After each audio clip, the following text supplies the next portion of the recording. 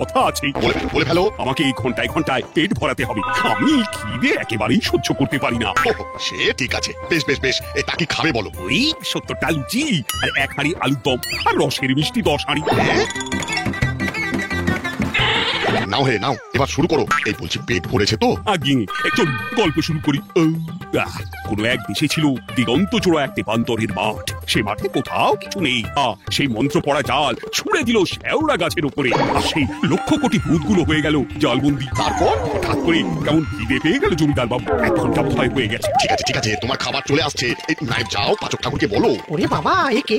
এর পেটে কি ভস্ম কীট আছে? ঘন্টায় ঘন্টায় ওই পরিমাণ খেলে তো ভাড়ারে টান পড়বে।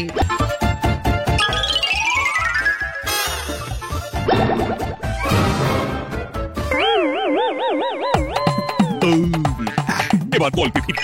ভূতগুলো তো বন্দী হয়ে গেল, কিন্তু জালে ছিল একটা ফুটো। সেই ফুটো দিয়ে কেবল একটাই ভূত বলতে পারে। তারপর একটা ভূত ফুটো দিয়ে ফুট করে বেরিয়ে গেল। তারপর আর একটা ভূত ওই ফুটো দিয়ে ফুট করে বেরিয়ে গেল। তারপর কি হলো? তারপর আর একটা ভূত বেরিয়ে গেল ফুট করে। তারপর কি হলো সেটা বলো। আবার একটা ফুট। হঠাৎ করে কেমন খিদে পেয়ে গেল জমিদার বাবু। আর ঘর বারন্ত জমিদার বাবু, আটা ময়দা কিচ্ছু নেই, এক বেলাতেই সব ফাঁকা করে দিয়েছে। বাজার থেকে কিনে নিয়ে এসো। এই ভূতগুলো কি করলো সেটা জানতেই হবে। নাও হে বলো বলো বলো। ফুরুত। আবার একটা ভূত ফুটো দিয়ে বেরিয়ে গেল। এ তো 10 ঘন্টা ধরে শুধু ফুরুত আর ফুরুত করে যাচ্ছে। বেশ ফুরফুরে লাগছে শরীরটা। নাও এবার বলো, ভূতগুলো বেরিয়ে গিয়ে কি করলো বলো বলো। আরে আগে সব ভূতগুলোকে বেরোতে দিন। লক্ষ কোটি ভূত জালবন্দি, একেবারে একটাই ভূত বেরোতে পারে। তা আবার একটা ফুরুত। কি আজ কলা পাতায় খাবার আর মাটির ভাঁড়ে জল কেন জমিদার বাবু? আপনার ঘন্টায় ঘন্টায় গান্ডে পিন্ডে খেলার জন্য জমিদার বাবুর সবকিছু বিক্রি করতে হচ্ছে।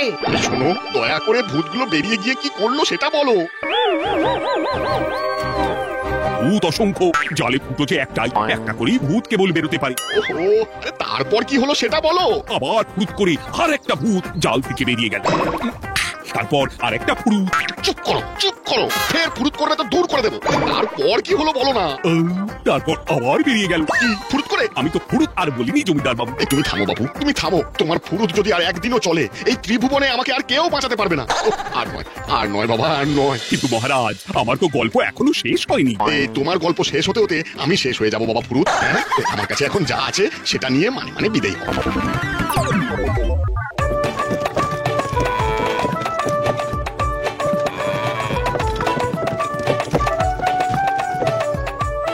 ওই দেখ আবার ফিরে এলো। এই দেখ, জমিদার মশাই খুশি হয়ে এই মোহরের থলিটা দিয়েছে।